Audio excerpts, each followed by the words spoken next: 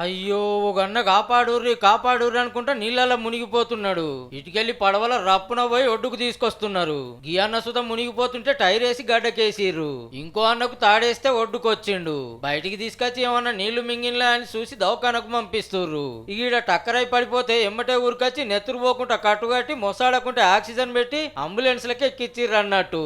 వీళ్ళంతా ఆపదలాదుకునే ఎన్డీఆర్ఎఫ్ వాళ్ళు కాదు, మన రాష్ట్ర సర్కార్ నడిపే ఎస్డీఆర్ఎఫ్ వాళ్ళు.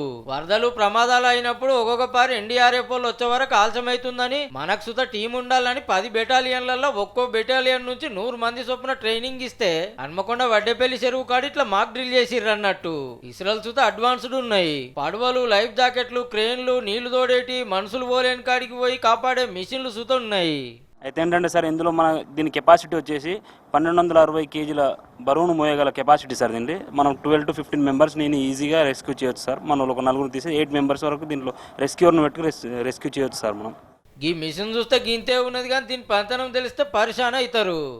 నీటిలో మునగకుండా నీటి మీదనే ఉంటూ నీటిని తోడేస్తుంది సార్. ఇది ఫర్ మినిట్కి 1000 లీటర్ అనేది అవుట్పుట్ చేస్తూ ఉంటాయి వాటర్. ఇది యూజ్ మెయిన్ ఎక్కడైతుందంటే సెల్లార్లలో ఎక్కడైతే వాటర్ స్టోర్ అయ్యి. నిరుడు వరంగల్ ఖమ్మంలో వరదల చాగమవుడుతోని మనకు సుత టీంలు ఉండాలని 36 కోట్లు ఖర్చు పెట్టి మిషన్లు తెప్పించి ట్రైనింగ్ ఇచ్చిర్రు. ఇక ఎప్పుడు ఆపత వచ్చినా రప్పునొచ్చి కాపాడతారు అన్నట్టు.